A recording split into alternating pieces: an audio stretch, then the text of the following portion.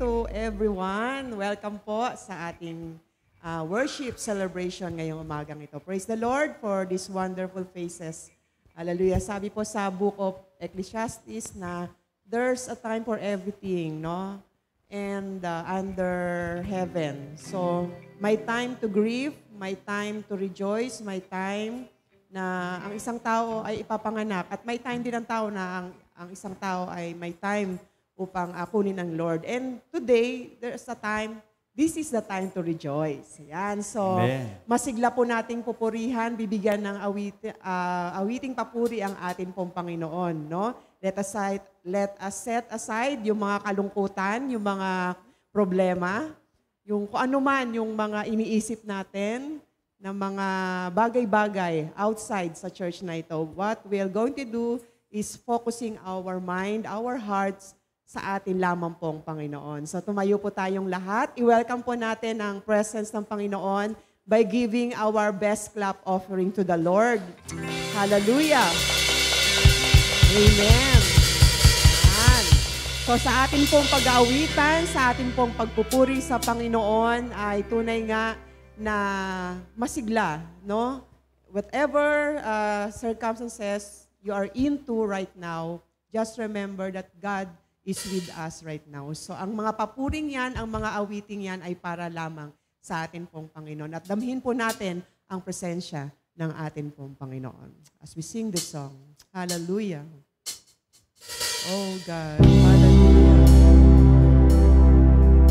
Praise you, Lord.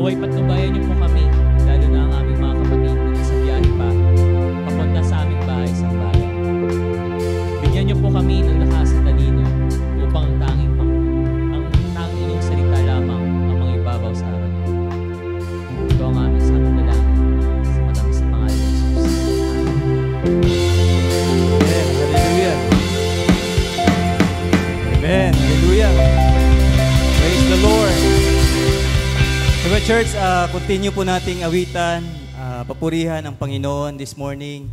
Tunay nga na ang mga anak niya ang dapat magpuri at magpasalamat sa tunay na Diyos. Amen? Hallelujah. Let's continue to give praise to our God. Amen.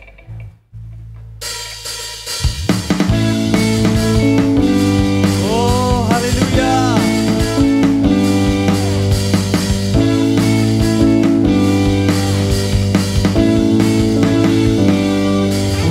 Ang kailangan ko, ang pag-ibig mo, o Diyos sa buhay ko.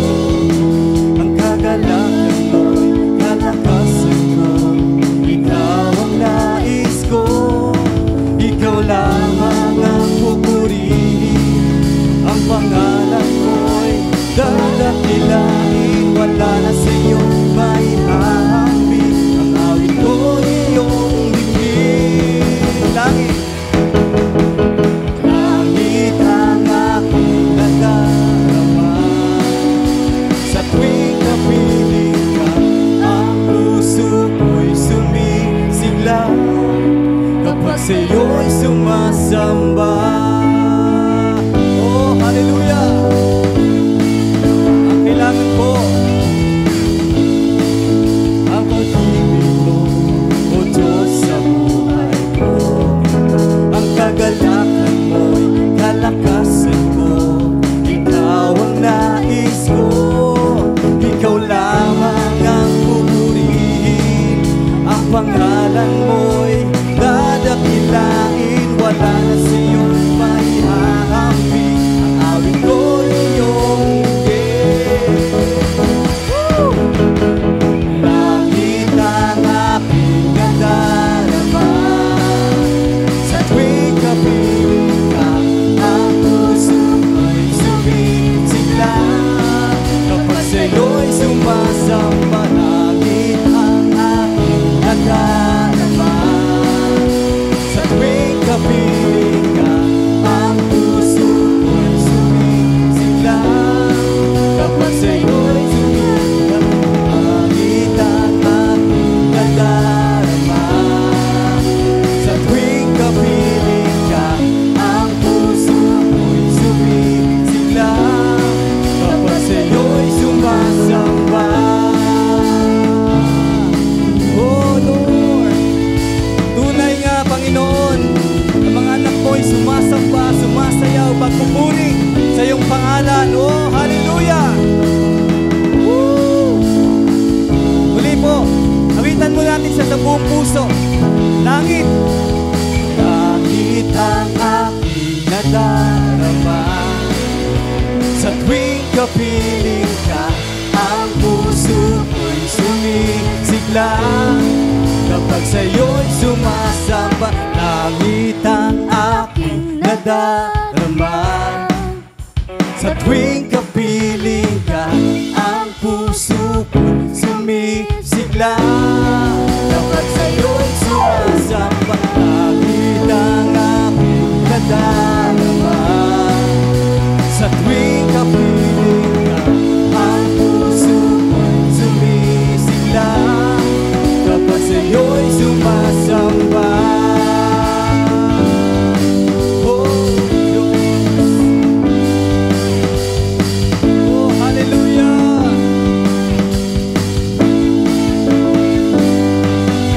Oh Diyos, hallelujah. We praise you, Lord. Tunay nga, langit ang nadarama kapag kapiling ka, Panginoon. Maraming salamat, Panginoon. At this morning po, let's continue to give worship to our God. Tunay nga tayo, mga anak niya, marami man tayo mga pagsubok, marami man tayo mga suliranin. Pero indeed, napakabuti ng Diyos. Niyakap niya tayo sa kabila ng ating karumihan. Inibig niya tayo dahil siya ang tunay. Walang katulad ng kanyang pag-ibig sa atin. Amen? Amen? Woo! Hallelujah! Praise God! Let's continue to give praise to our God. Oh, hallelujah!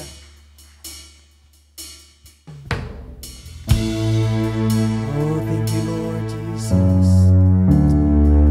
Salamat, Panginoon.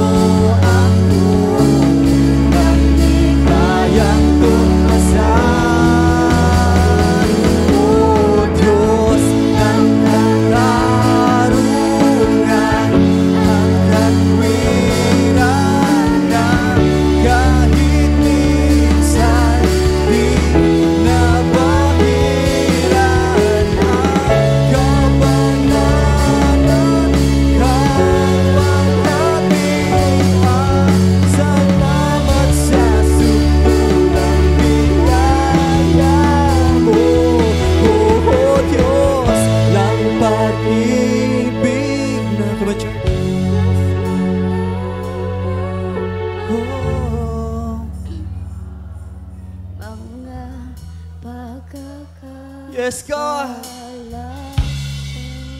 Higit pa sa buhay ko. Salamat sa tuyang biyaya mo. O Diyos ng katarungan at katwiran na kahit minsan di nabahiran ang kabanatan, kawang hatian. Salamat sa suntulang biyaya mo, O Diyos ng pag-ibig na mas malawak pa kaysa aking mga pagkakasala. Higit pa sa buhay ko. Salamat sa suntulang biyaya mo. Oh Diyos, biyaya mo. Hallelujah. Hallelujah. Hallelujah.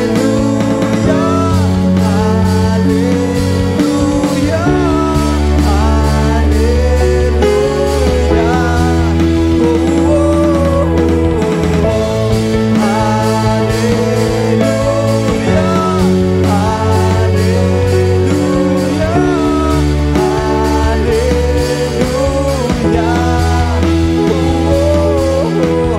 Hallelujah.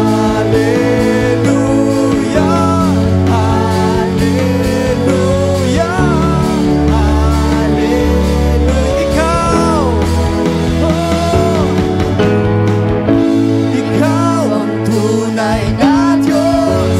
Ika'y walang katulad. Ika'y nag-iisa. Ikaw lamang, wala nang iba. Sa'yo ang aming awit, dinggin ang aming tinig, isisigaw sa buong mundo. Ikaw ang tunay na Diyos.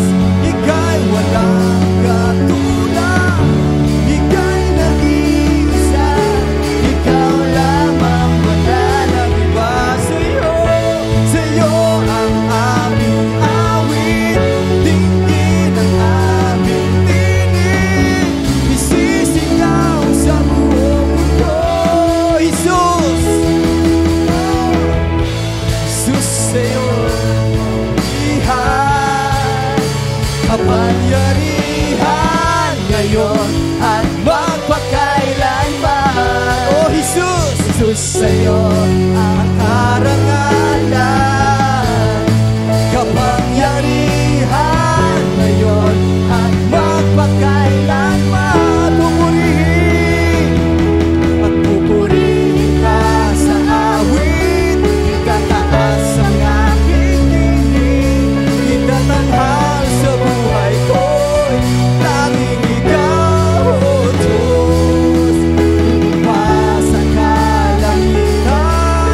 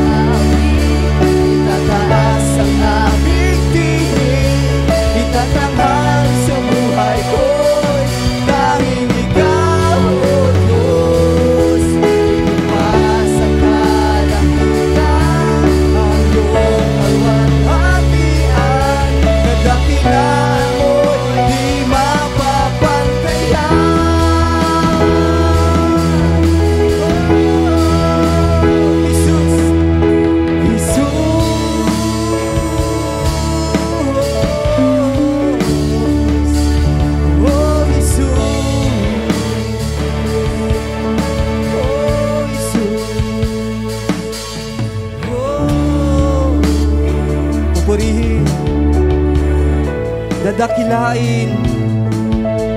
Itataas ang pangalan mo, Panginoon, pagkat ikaw ang tunay na Diyos. Yes, Lord. Itataas. We praise you, God.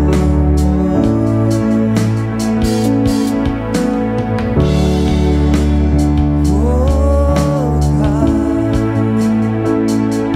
Okay, church, isa pa. Yung chorus po, ulitin natin. Yung tunay na pagpupuri sa Panginoon. Pupurihin ka sa awit, tataas ang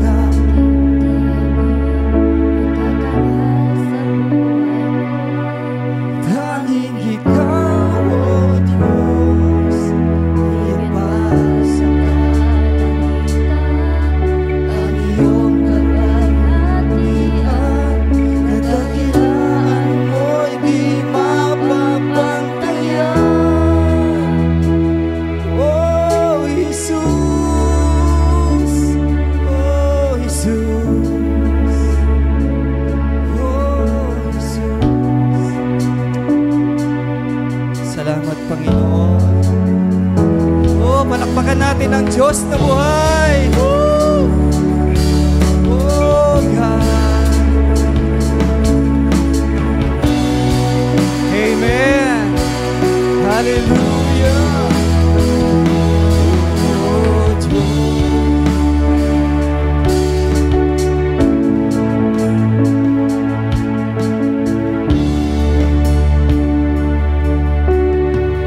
Praise the Lord. Salamat sa Panginoon. Pwede na po tayo umupo. Praise God. Salamat po sa ating WLT team. Magandang umaga po muli sa bawat isa. Kumusta po ang isang buong linggo? Mabuti ba ang Diyos? Magsabing amen na nakaranas ng kabutihan ng Diyos. Praise the Lord. Marami-rami purihin po ang Panginoon.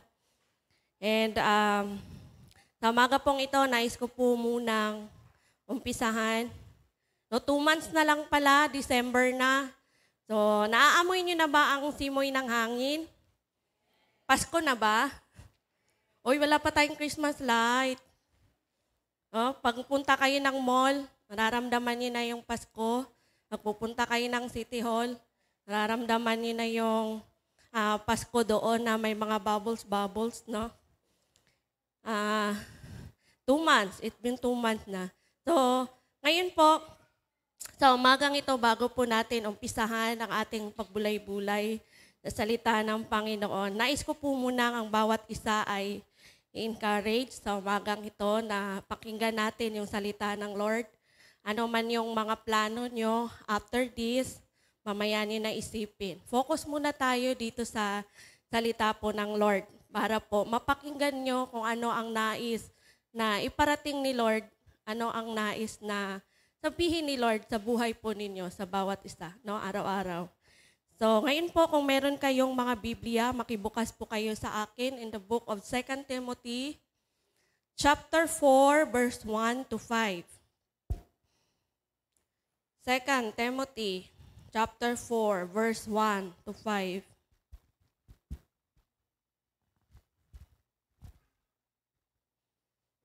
Lahat po ng nakakita na, magsabi pong amen. Konti lang. Now, 2 Timothy chapter 4, verse 1 to 5. Ano po yan? Pagkatapos ng Thessalonian. Timothy. Nakita na ba po lahat? Sabing amen? Marami na. Sige po, sundan nyo na lamang ako. 2 Timothy chapter 4, verse 1 to 5. Sabi po dito, NIV version po itong babasahin ko. In the presence of God and of Christ Jesus, who will judge the living and the dead, and in view of His appearing and His kingdom, I give you this charge. Preach the word, be prepared in season and out of season. Correct, rebuke, and encourage with great patience and careful instruction. Verse 3, for the time will come when men will not put up with sound doctrine. Instead, to suit their own desires, they will gather around them and a great number of teachers to say what their ears away from the truth and turn aside to meet.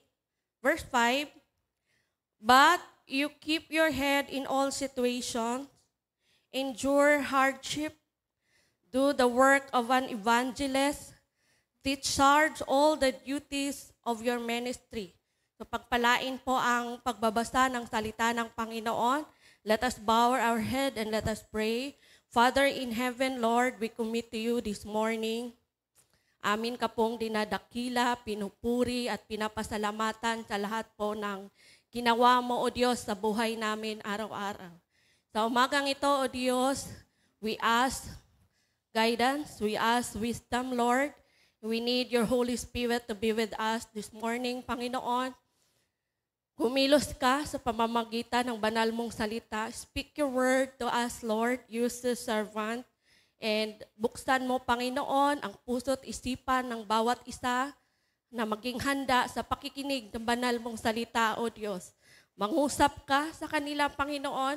Ano man yung mga disturbances, in the mighty name of Jesus, we rebuke it in Jesus' name. Tulungan mo sila, Lord, na magkaroon ng kapahingahan sa presensya mo, Panginoon. At mapakinggan ang nais mong sabihin sa kanila, O God. Lord, purihin ka sa umagang ito muli.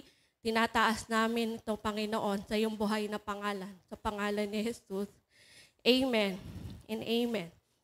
Sa umaga pong ito, akin pong pinamagatan ang talatang ito, Dealing Your Spiritual Appetite.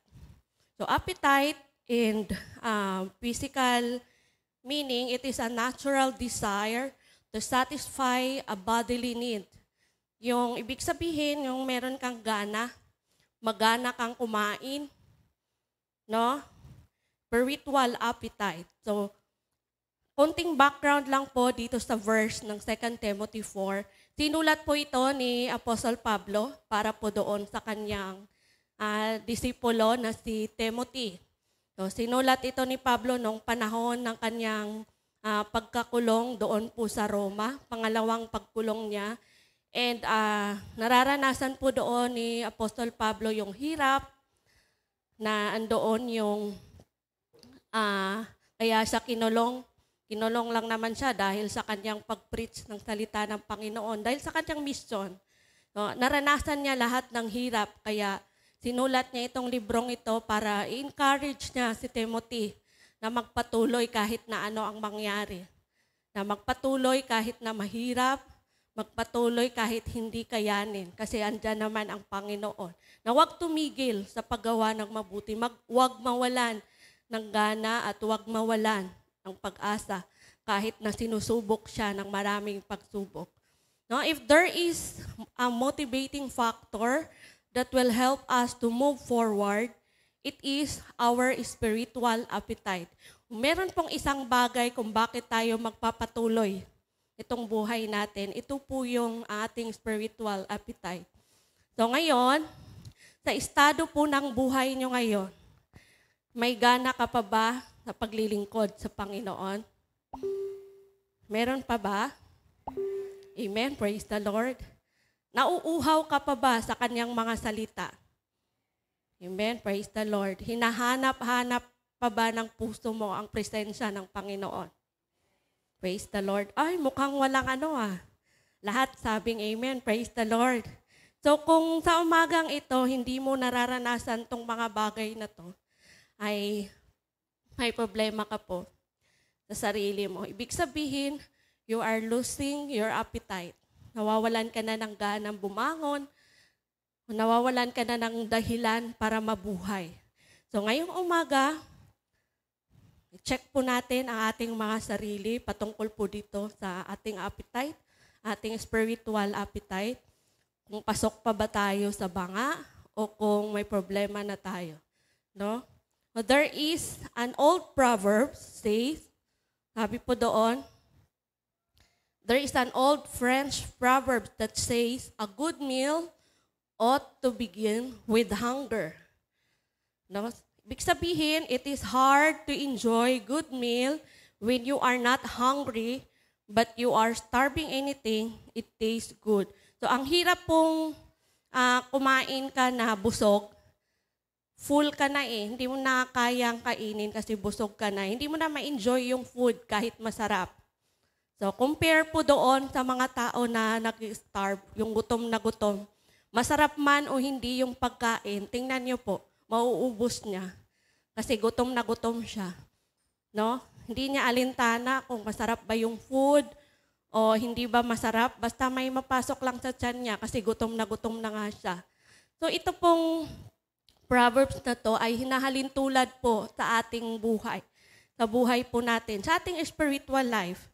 No, wala pong no Christian would ever be happy to go to church, hearing the word of God unless he is hungry.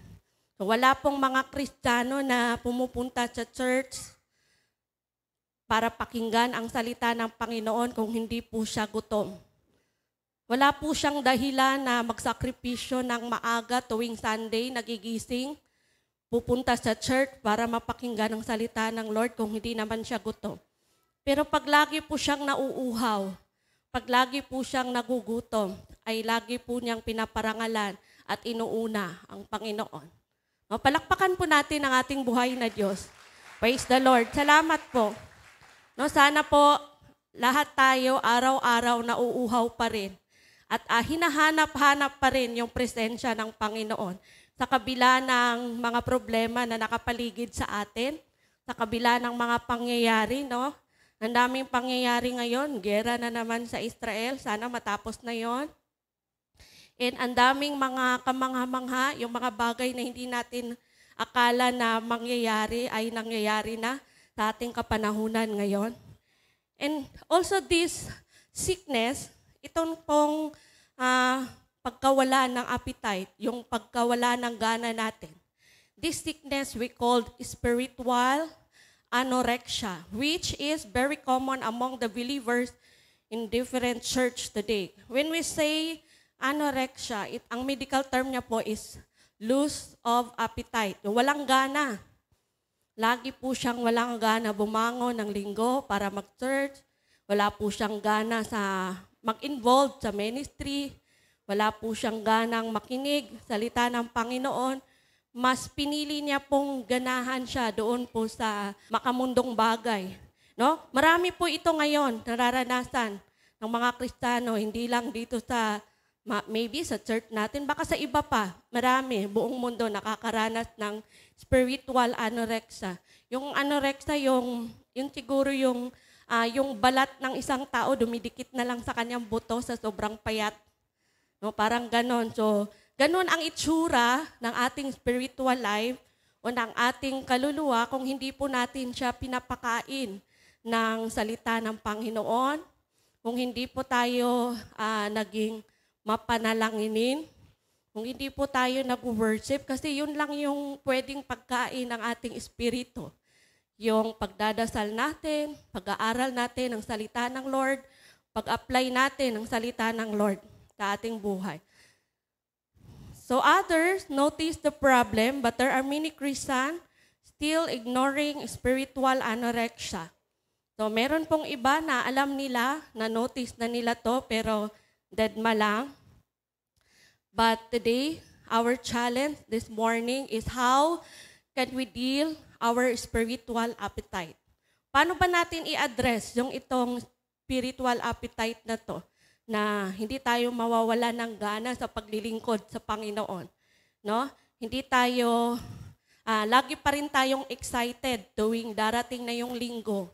Lagi pa rin tayong masaya tuwing nagme-ministry tayo para sa kaluwalhatian ng Panginoon. No, number one, on how can we deal our spiritual appetite is that by keeping the Word of God alive within you. Sa pamamagitan ng pagpapanatili ng salita ng Panginoon na buhay sa inyong mga sarili, sa ating mga sarili. No? Sabi dito sa verse 2, Verse 1 and 2, in the presence of God and of Christ Jesus, who will judge the living and the dead, and in view of his appearing and his kingdom, I give you this charge. Preach the word, be prepared in season and out of season. Napapanahon man o hindi napapanahon, dapat manatili pong buhay ang salita ng Panginoon sa buhay ng bawat isa. Amen po ba? Can you say amen to that? Amen. Praise the Lord.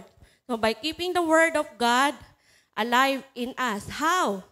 Una, accept God's dealing.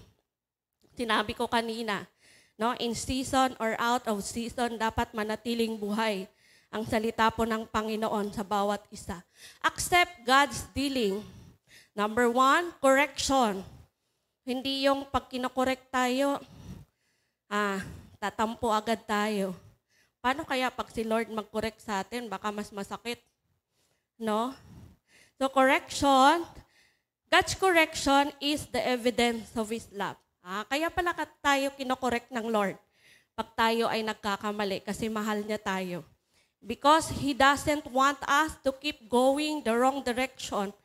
No, His purpose is to make us fit for His kingdom. Nais ng Panginoon na ang bawat isa po sa atin ay makapasok doon sa Kanyang kaharian. Kaya lagi po tayong kinokorek ng Panginoon. Lagi pong may conviction tuwing gumagawa tayo ng kasalanan. Parang lagi kang nag-aalangan na parang malitong ginagawa ko eh. No, kung may nararamdaman pa kayo na ganyan, salamat sa Panginoon. It was a conviction na hinipo ka ng Lord na mali yung ginagawa mo. Kinokorek ka ng Lord. No? Another is, to accept God's dealing is, rebuke. Rebuke is, there is rebuke because of expressing disapproval of behavior. Kaya tayo nire-rebuke kasi may mga mali or may mga bagay tayo na hindi tama na ginawa sa harapan po ng Diyos. Kaya nire-rebuke po tayo. Kaya minsan kung meron tayong friends or yung mga kapatira natin na i-rebuke ka, ibig sabihin may mali sa'yo. No? Huwag po tayong ma-offend. At saka yung nagsasabi din, dapat may pagmamahal para hindi ma-offend yung sinasabihan niya. No? Another is to accept God's dealing is encouragement. Itong encouragement means to boast one's confidence. It helps us succeed. So kung wala pong confidence, kung wala pong encouragement, ay hindi po tayo magkakaroon ng confidence. And sabi po ng isang writer and author, ito si Max Lucado, sabi niya, God does not release our sufferings, but He delights in our development. So hindi po nalulugod ang Diyos sa ating pagdurusa, ngunit nalulugod siya sa ating pag-unlad. So nais ng Panginoon na sa araw-araw po ng ating buhay ay matututo tayo doon sa pagsunod sa kalooban niya. Lagi nating panatilihing buhay ang salita ng Diyos. Lagi po dapat tayong magkaroon ng gana sa paglilingkod ng Diyos, sa Diyos. At lagi pong sa tuwing umaga na babangon tayo ay magkaroon tayo ng dahilan o purpose na pinangahawakan na maglilingkod tayo para sa kalwalhatian at para po sa kapurihan ng Panginoon. Ayaw po ng Lord na maging disaster ang buhay natin. Ang buhay ng bawat isa. Gusto po ng Diyos na araw-araw ay lagi po tayong may natutunan. At lagi pong buhay ang Kanyang salita. No? Lagi po nating keeping the Word of God alive. Hindi yung naririnig mo lang sa isang pastor yung Kanyang salita tapos lalabas mo lang sa kabilang tenga. Dapat ina-apply natin, inaako natin na gawin ko to, mga bagay na to para maging masaya ang Panginoon.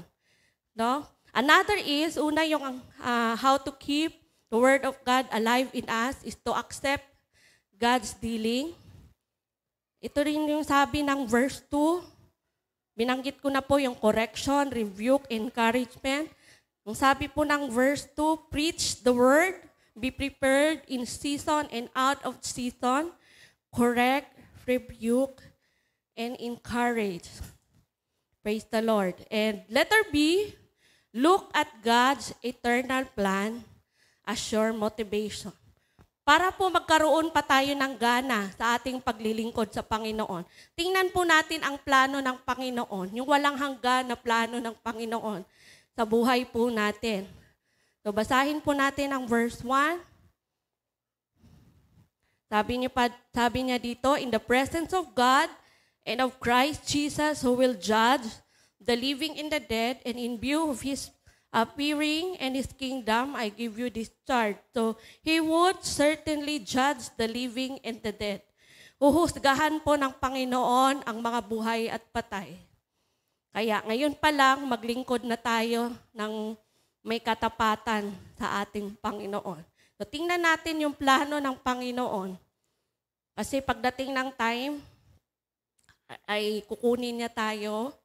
At tandaan niyo po, hindi tayo forever dito sa mundong ito. Ang ating totoong tahanan ay nandoon po sa langit. Sa lahat po ng mga Kristiyano. Babalik at babalik po ang Panginoon. I-judge niya po lahat ng buhay at ng patay sa kanilang ginagawa dito sa earth. Nandito pa sila sa mundong ito. Kung naging mabuti ba sila, naging mabait ba sila sa kanilang kapwa, naging mapagpatawad ba sila, or naging mapagmahal ba sila. Lahat po yun, nakasulat po doon sa libro, sa aklat ng buhay. Andoon yung pangalan mo, andoon yung mga ginagawa natin araw-araw, mabuti man o masama. Kaya damihan na po natin yung paggawa ng mabuti. Amen po? Next po is, He assures to come again. Babalik po ang Panginoon. Totoo po na babalik ang Panginoon. Yan po ang kanyang eternal plan. Kaya gusto niya na lahat tayo ay magkita-kita doon sa kaharian niya upang magpuri, mag-aawitan, magsasayawan. Yun na lang po ang gagawin natin. At yun po ang eternal plan ng Panginoon sa buhay po ng bawat Kristiyano. Another is, God is determined to establish His kingdom. No, determinado po ang Panginoon na ma-establish niya ang kanyang kaharian para doon po tayong lahat. And God's ultimate plan to His people are to dwell in His presence, glorifying Him to their lives, and enjoying Him forever. No, to be with Him at the paradise called heaven. Yun po talaga ang pinaka-purpose kung bakit tayo nagpatuloy na nagpagal sa Panginoon. Yun po dapat ang magiging goal natin. Yun po dapat ang magiging motivation natin para magkaroon pa rin tayo ng gana na maglingkod sa Panginoon. Karoon pa rin tayo ng gana na gumising bawat araw sa ating buhay. Kasi iniisip natin ang pagbabalik ng Panginoon. And lahat ng Kristiyano ay hindi po dito nakatira sa lupa, sa langit po tayo. Kukunin tayo ng Lord. Darating po ang panahon, magkita-kita po tayo. So yung mga loved ones natin na nauna na, kung pupunta sila ng langit, magkita-kita kayo doon. Kung hindi, sa impyerno kayo makikita. Gusto nyo ba sa impyerno? Ang init doon. Dito pa nga lang sa lupa, pag sobrang init, reklamo na tayo, no? How much more pala sa impyerno?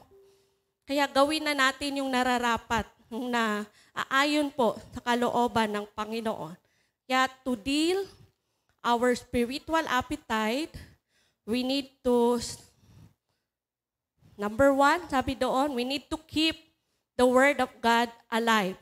Mag-aral tayo ng salita ng Lord, gawin natin yung mga spiritual na bagay na kinalulugod ng Lord, at gawin po natin yung mga utos ng Panginoon.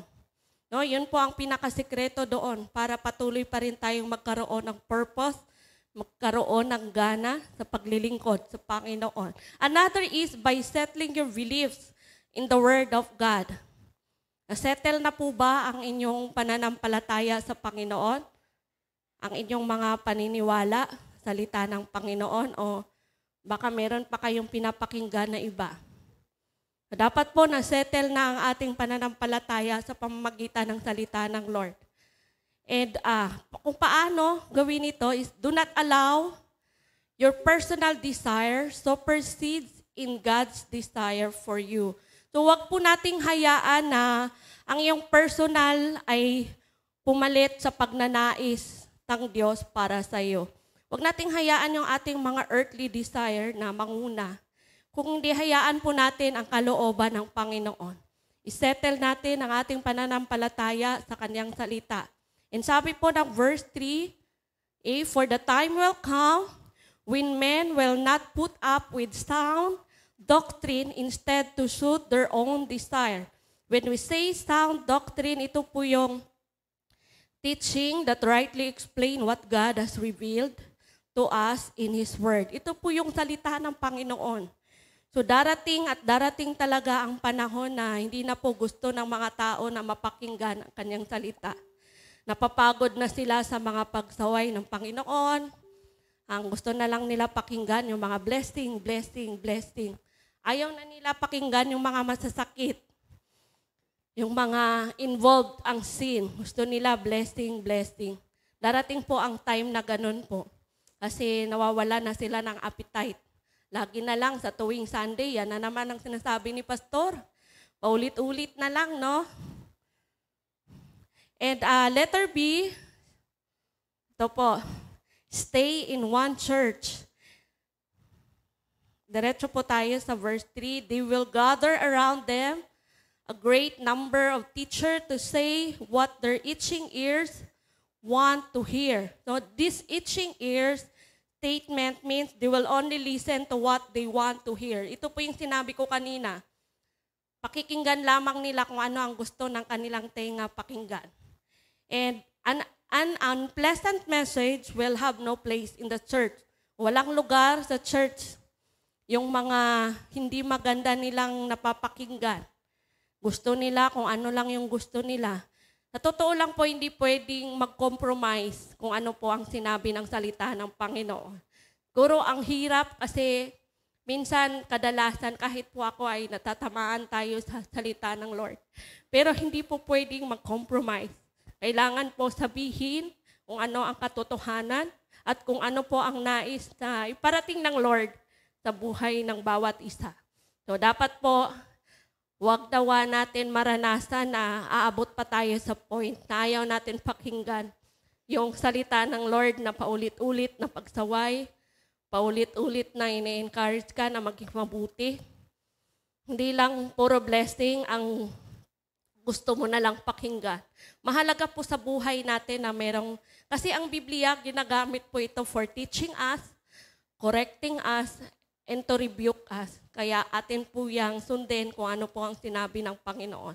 Sana po hindi tayo umabot sa puntong gano'n na ayaw na natin pakinggan yung salita ng Lord.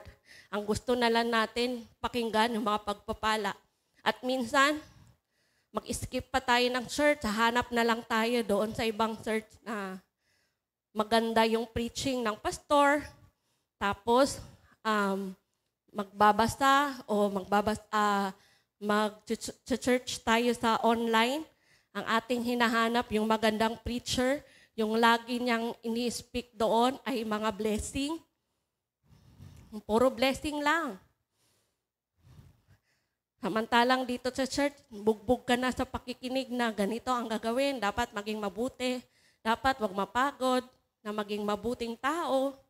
Ganun po talaga. Part po yan ng paglago ng isang Kristiyano. Yung mapakinggan mo kung ano po ang sinabi ng Biblia. No? Sound doctrine. Yung totoong salita ng Panginoon na nais nang ipahayag sa buhay po ng bawat isa. Letter C, do not allow tradition to influence their doctrine. Doctrine means set of beliefs held and taught by a church. No, wag po nating hayaan na maimpluwensyahan tayo ng tradisyon. Yung doktrina natin ay maimpluwensyahan po ng tradisyon. Una dito, yung system of belief. Number 2, principles of living. Number 3, guidelines in your family structure. No, yung sistema ng ating paniniwala, yung prinsipyo ng ating pamumuhay, yung patnubay ng ating pamilya. Huwag po nating hayaan na dahil sa mga tradisyong ito ay ma-influence po ang ating pananampalataya sa Panginoon.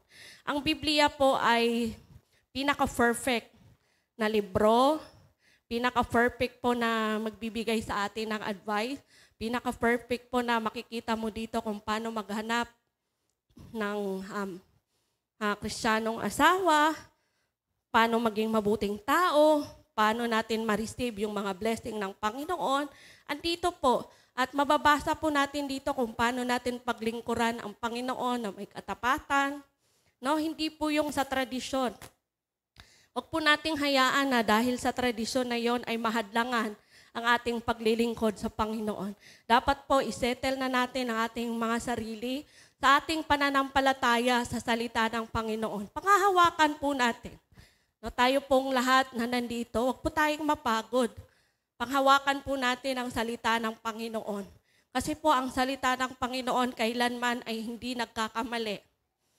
Minsan tayo lang yung medyo matigas.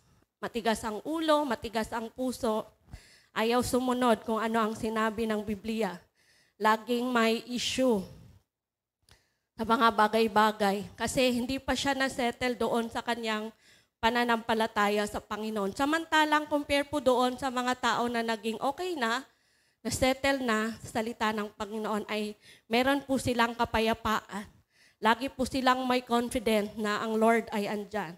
Ang Lord ay andyan upang tumulong. Ang Lord ay andyan, makapangyarihan, na kaya niyang tugunan kung ano ang nais o ano ang mga pangangailangan natin.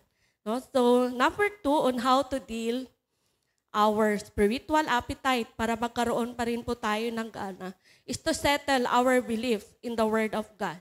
Una po yung keep natin yung Word ng Panginoon na buhay.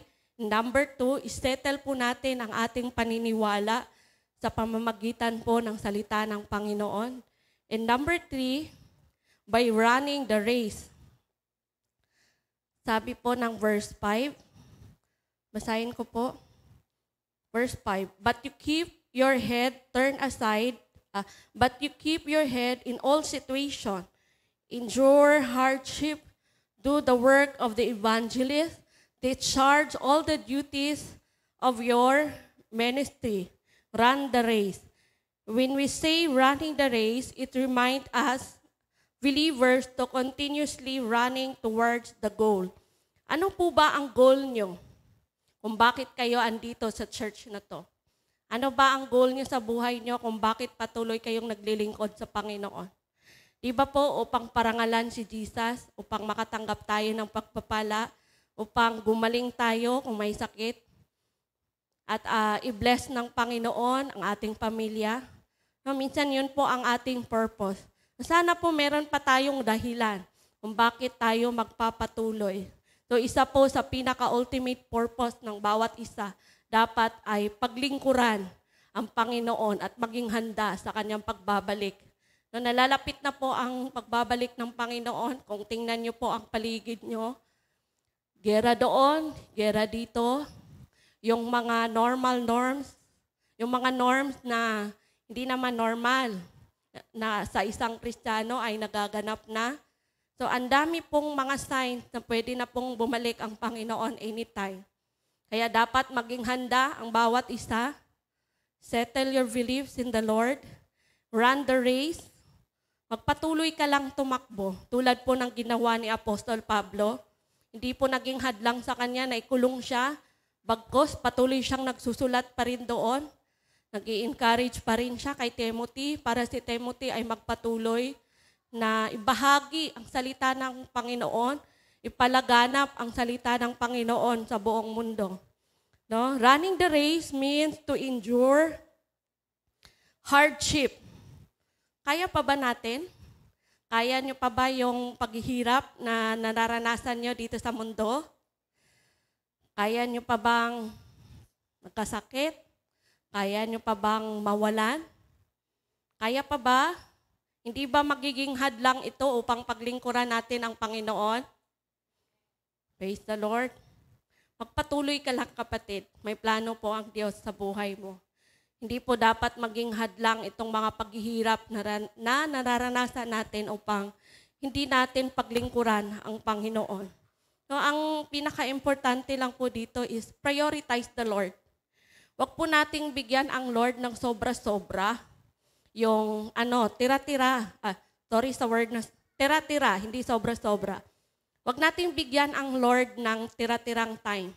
dapat po merong time ang Lord na nakalaan. No, 'di ba? Tuwing umaga, gigising tayo, dapat manalangin, magbulay-bulay. Bago umalis, papuntang trabaho, dapat magdasal muna tayo para andyan yung proteksyon ng Panginoon. Dapat po laging may panahon para sa Panginoon. No, isettle po natin yan para po ma-endure natin yung hardship. Hindi tayo matutumba sa tuwing mararanasan natin itong mga pagsubok. Lagi po tayong nakatayo kasi lagi tayong nananalangin. Lagi tayong humihingi sa Lord ng lakas at gabay para magawa natin yung mga bagay-bagay sa buhay natin. Now, endure hardship.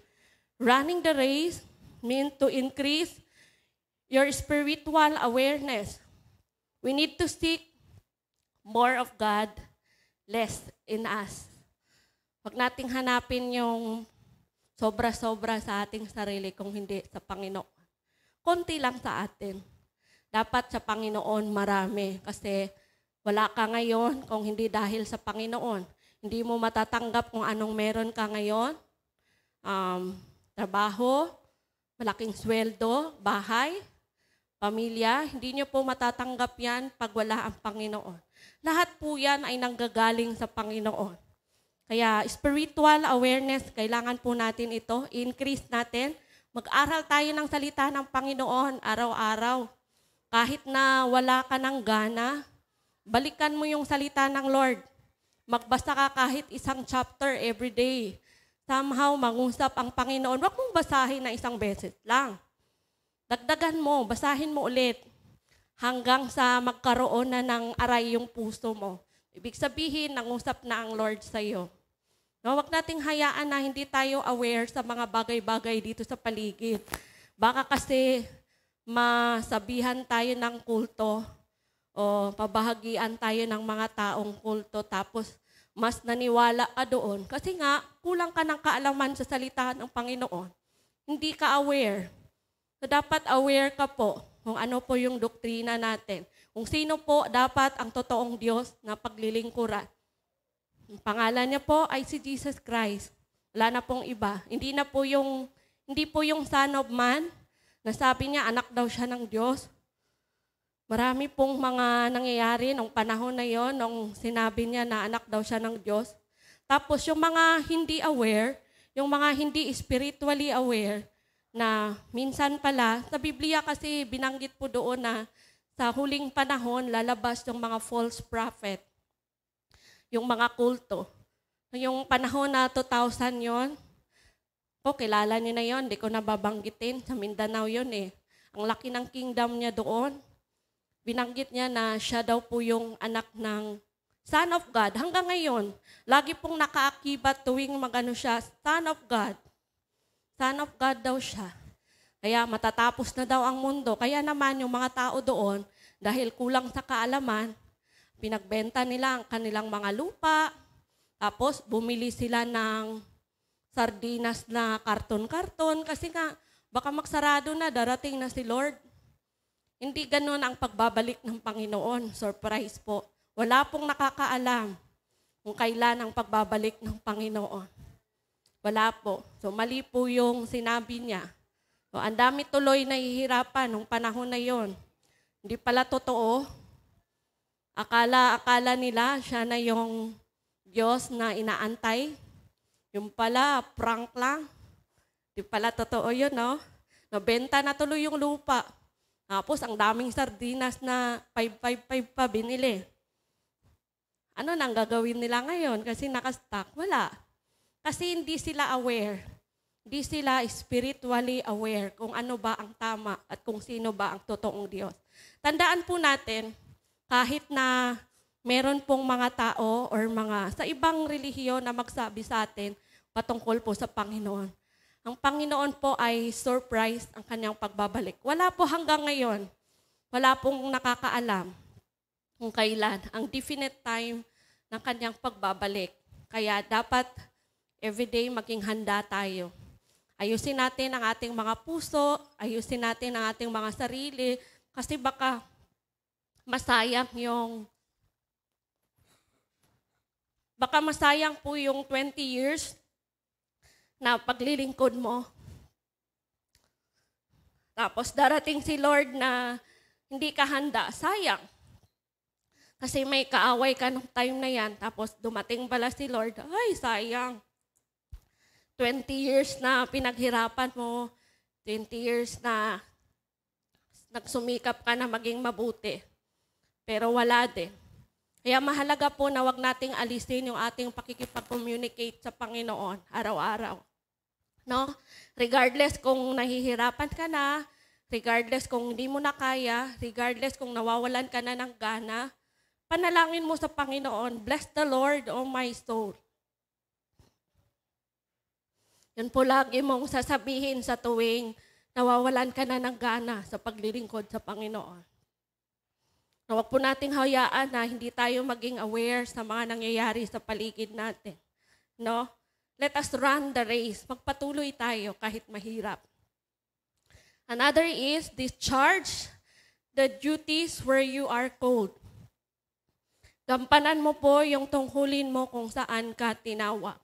Do it with all diligence. Pag inassign ka ni pastor, gawin mo na. Opportunity po yun na mag-ministry ka, no? Opportunity yun na mapaglingkuran mo ang Panginoon. No? Gawin mo na ang nararapat. Gawin mo na agad yung tungkulin mo. Give your best, 100%. Huwag ka nang magpatumpik-tumpik pa. Kung ikaw ay may hawak na ministry ngayon, gawin mo na may katapatan sa Panginoon. Gawin mo na masaya ang puso mo. No, kasi yan yung isa sa magiging motivation mo kung bakit ka maglilingkod sa Panginoon. At hindi yan magiging hadlang sa lahat ng ginagawa. Discharge the duties where you are called. Gampanan po natin.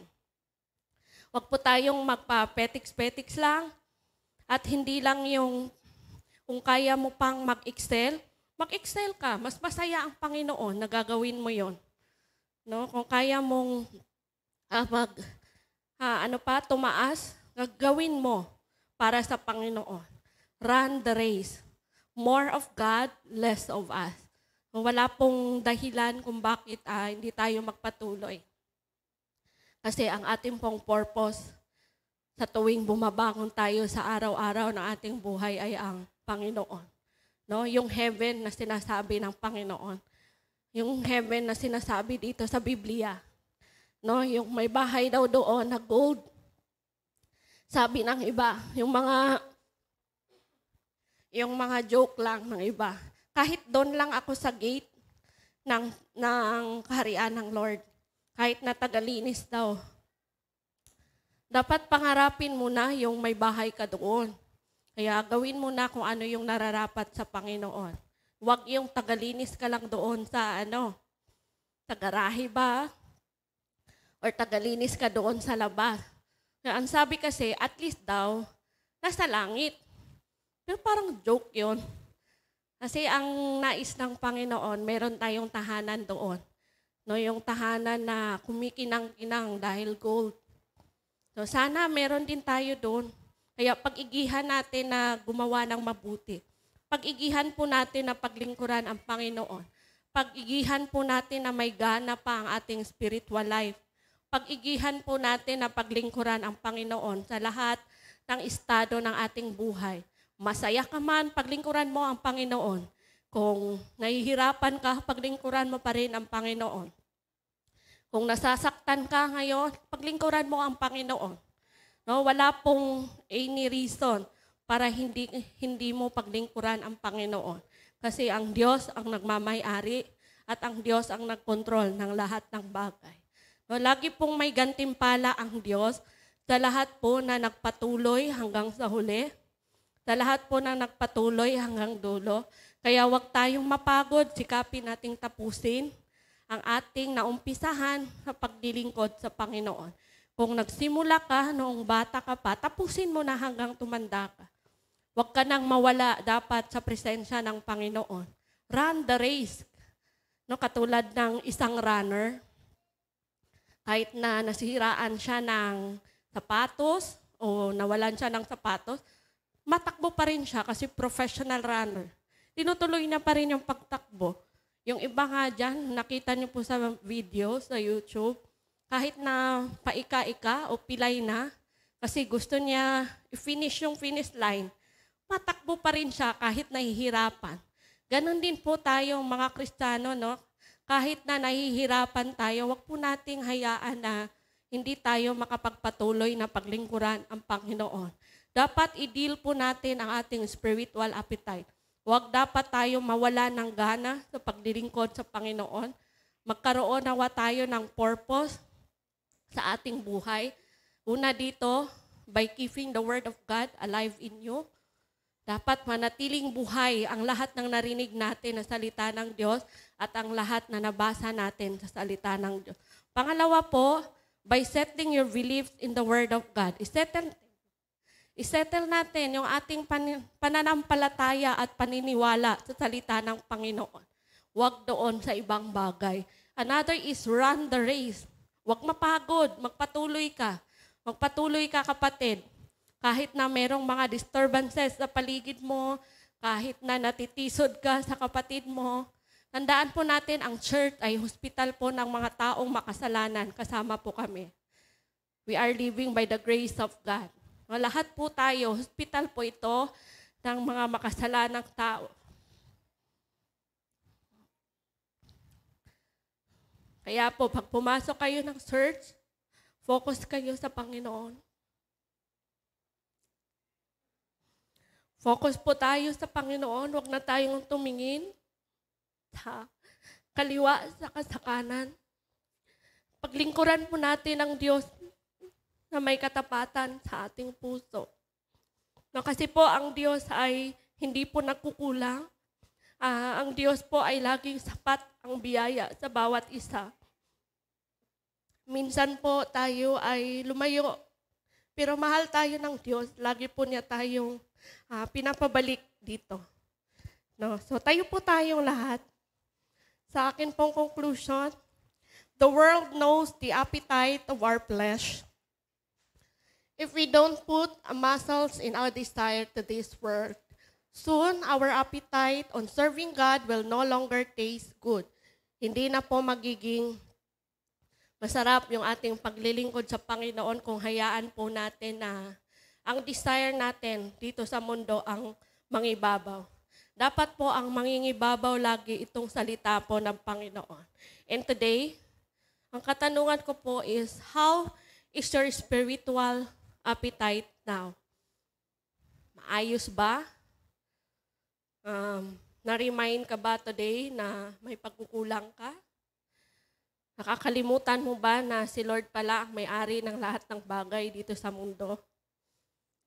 So bilang pong mga lingkod at mga nagtitiwala at nanampalataya sa totoong Diyos na buhay, dapat po ibalik natin ang lahat ng papuri sa Panginoon. No, I just want you to close your eyes. Ipanalangin niyo po sa umagang ito kung may mga pagkukulang kayo sa Panginoon, kung meron tayong mga kasalanan, kung nawawalan tayo ng gana, panalangin at itaas po natin sa Panginoon na, Lord, help me. Tulungan mo ko, Panginoon, na manumbalik ang aking lakas, ang aking gana sa paglilingkod. At kung ikaw ay nakalimot man, bumalik ka sa Panginoon. Lagi po, araw-araw ay marami po tayong nararanasan na hindi maganda. Pero ang grasya po ng Panginoon ay laging sapat para sa bawat isa. So wala pong dahilan na mawalan tayo ng drive o motivation na maglingkod sa Panginoon sa buhay natin. Dapat tandaan po natin na babalik po ang Panginoon, kukunin niya tayo.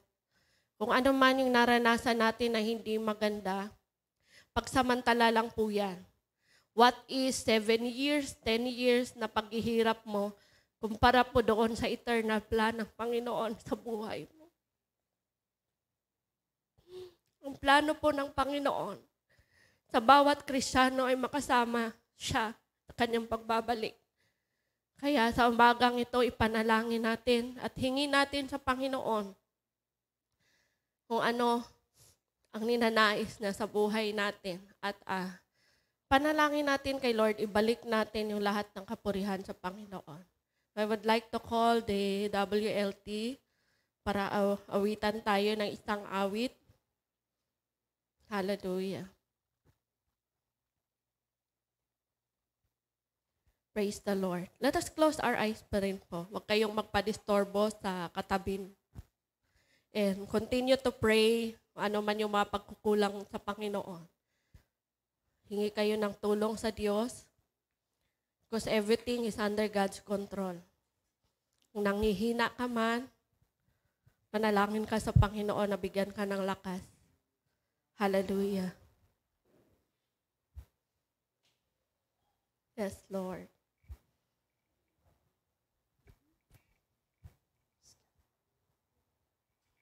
Awitin po natin yung huling kanta na inawit kanina.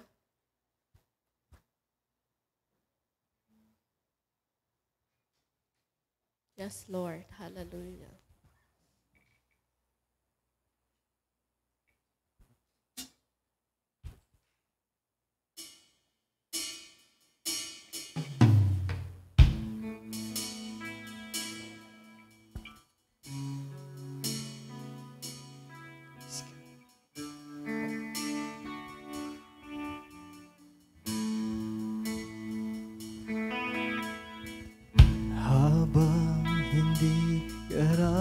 Dapat pagkukulan ng habang at wagas mo pagsimula. Habang walang kakayanang masulian ka na mabuti sa lahat mong ginawa.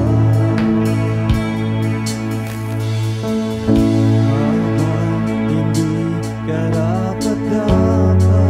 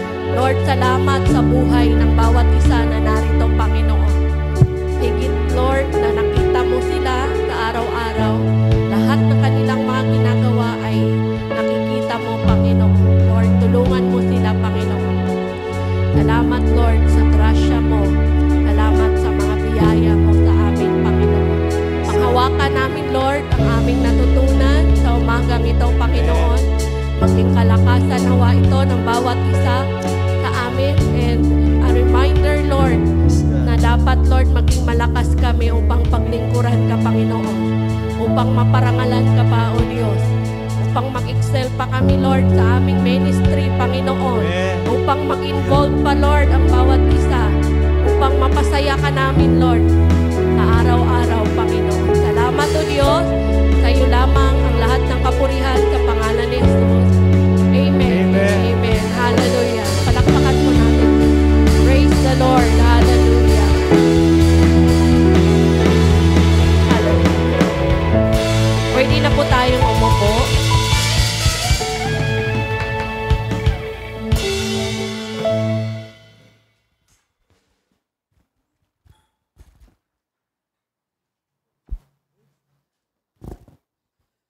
Thank you po, Pastora, for wonderful message po, no?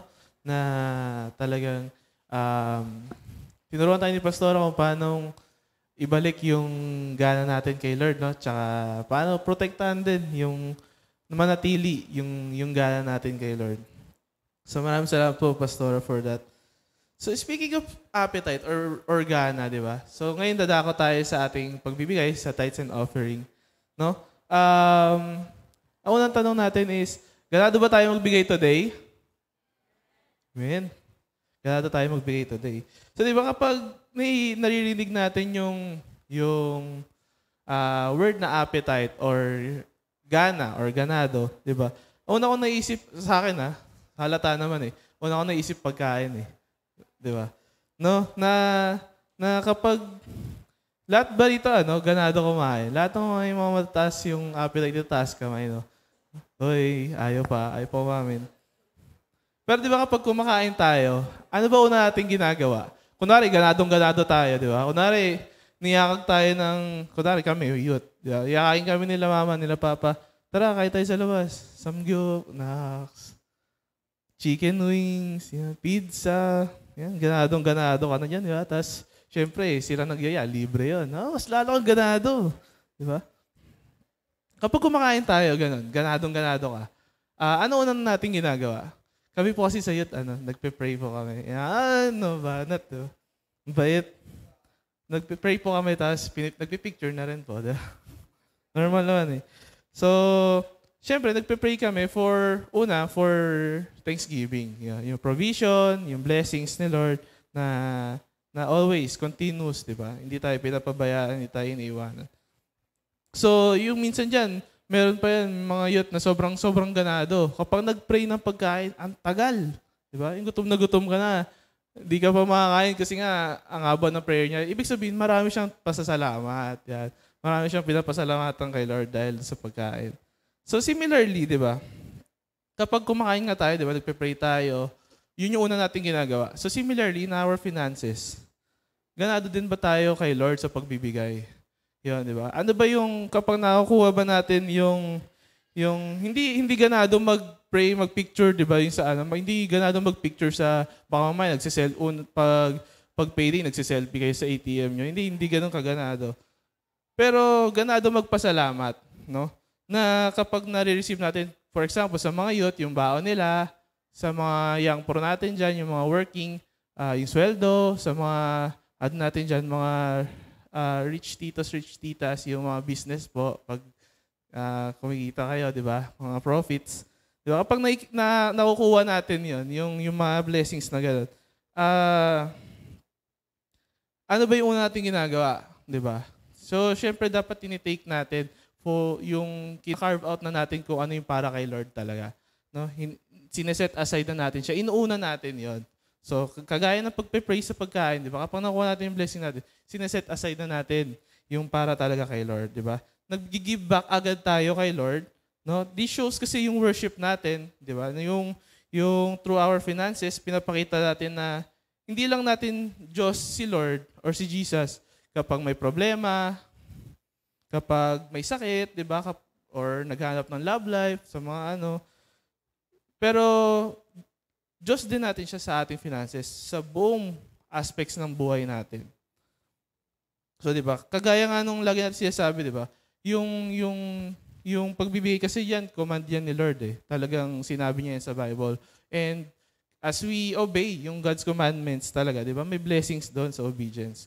Kaya today, as we give, di ba? Hindi ko na po pahabain, mahaba na po talaga. Encourage ko na lang po lahat tayo na maging ganado sa pagbibigay, maging excited, na magbigay tayo ng may kagalakan, magbigay po tayo ng may talagang cheerful heart. Kasi di ba sabi nga sa verse ng 2 Corinthians 9:7, God loves a cheerful giver. So, ayun po, ready na po natin yung ating mga tithes and offering. And tayo na po tayo. Para po sa mga hindi physical na magbibigay po ng cash, meron po tayong online banking. So, sa mga techie na po dyan, yung mga cashless natin. And then, sa gitna po, reminder lang po, may special offering po tayo para sa kubo ni Kuya. Ito po yung UFM project na napupunta po sa urgent needs ng mga pastors natin, like education, health, family needs, calamity, and accidents. So, project po yan ng UFM natin para pangalagaan po yung mga kapastora natin. Okay po? So, ready na po tayo magbigay? Ganado na po ba? Amen. So, let us pray po. Heavenly Father, Lord, we just thank you for this day, for this opportunity, Panginoon, na makapagbigay po sa inyo, Lord, out of our thanksgiving, out of our gratitude, Lord, para po sa lahat ng inyong binigay sa amin, Lord, for your faithfulness, for your goodness throughout our lives, Panginoon. Ngayon po sa aming pagbibigay, Panginoon, binibigay po namin, Lord, itong tithes and offering po namin na may kagalakan, Lord, ng ganadong-ganado kami, Lord, na magbigay sa inyo, Lord. May ibalik naman namin sa inyo, Lord. Mapakita namin, Lord, kung gaano kami nagpapasalamat, Lord, for all the things you have been doing sa aming mga buhay, Panginoon. Lord, as we give, patuloy kong panalangin, Panginoon, na pagpalain niyo po lahat ng mga kamay na magbibigay, Panginoon. Patuloy niyo kaming turuan, Panginoon, na maging disiplinado sa aming mga finances, sa aming mga kaperahan, Panginoon, sa lahat ng blessings, sa mga maging good stewards kami, Lord, ng inyong resources dito sa mundo. Lord, maraming salamat po. We surrender everything unto you. Maitaas ka sa umaga nito sa pangalan ni Jesus. Amen. Ayan, magbigay na po tayo. Maraming salamat po.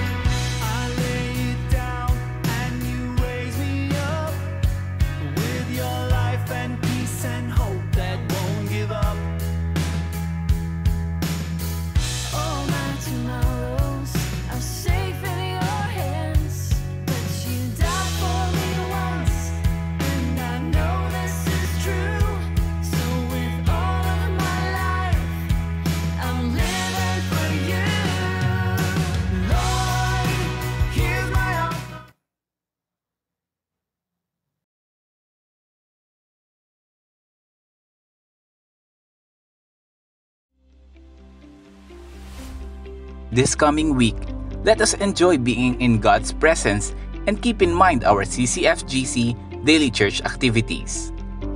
Join us again next week for our Sunday worship. We do start exactly at 9 a.m. So wake everyone in the family early, come in your best attire, and be ready to worship, pray, and listen to God's Word. We do have this on-site here at CCFGC Sanctuary.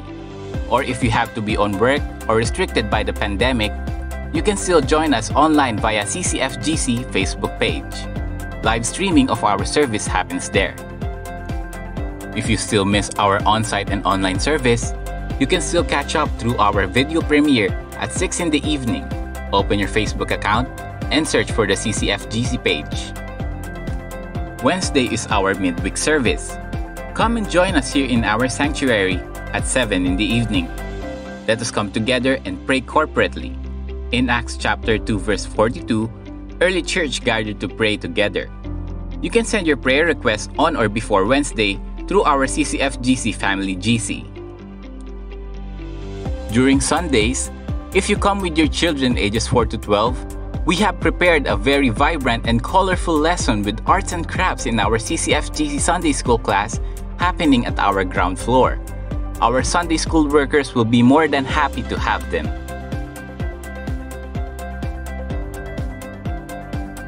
For the teenagers out there, CCFY squads will surely accommodate you in keeping your faith ningas, alab, and liab. online fellowship is every Thursday via Discord. Approach our friendly squad leaders for more information. Every third Sunday of the month, we are having our face-to-face fellowship for UFM, the gentlemen of our congregation, UFW, the lovely ladies here at CCFGC, and SKC, the little light bearers of our community.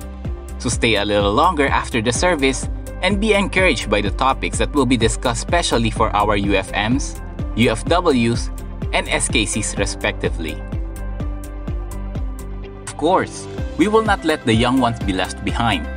CCFY Fellowship is set every fourth Sunday of the month. That is all for this week. Stay connected in all our activities. Enjoy the rest of the week, and God bless us all. Magandang umaga po muli sa bawat isa. Para po sa ating additional announcements, we are reminded po to and encouraged to join our prayer gatherings po. So meron tayong Dawn Watch prayer every Saturday at 5 a.m. po. So if we are available, join po tayo sa ating Dawn Watch prayer. Ang atin namang pong midweek service ay every Wednesday at 7 p.m. And po dito po yan sa church. So join din po tayo sa ating midweek service. Today po, ang ilang UFM ay merong life group session. So magstay na lang po and join your life groups. Ang UFW naman po ay merong special activity today after the service. So please proceed sa Sunday School room na malapit po sa ating entrance. And yon, may saglit na activity po kayo today. Sa November 27 po, ito po ay Monday at holiday. Meron pong CE and SKC Sports Fest na may theme na Christ in Every Move. So ito po ay gaganapin again November 27 mula alas 7 ng umaga hanggang alas 5 po ng hapon sa Crown of King Solomon, Bacoor, Cavite. So meron po itong registration fee na 500 pesos per kid. So, ilang taon po yung allowed? Mga 6 years old po hanggang 12 years old ang pwede po nating pasamahin. And since this is an evangelistic event po in nature, we will also send kids from the community to participate. And dahil po dyan, kailangan po namin mag-raise ng funds para po maraming mga bata ang mapadala at mapasama po dito. So, for sponsorship of any amount, please feel free po na kausapin si Sir Aldous po. Meron din pong UFW fundraising today. So meron pong food for sale sa baba. So ang proceeds po nito ay mapupunta sa UFW Alabaster Funds. And last po, ang mga youth ay meron pong fellowship today after the service. So sa mga kabataan po, wag muna umuwi agad. At sama-sama po tayo sa ating fellowship mamaya. Meron din po tayong mga bisita today na nais nating i-recognize and i-welcome. So pag binanggit ko po ang pangalan, baka pwede po tayong tumayo para po makilala tayo. So welcome po kay Floremy Guro Igsay, Floridel Guro, and Gabriel Torres. Ayan. Welcome po sa Cavite City Foursquare Gospel Church. Sige po, tinatawagan ko po ang WLT para po sa ating closing song.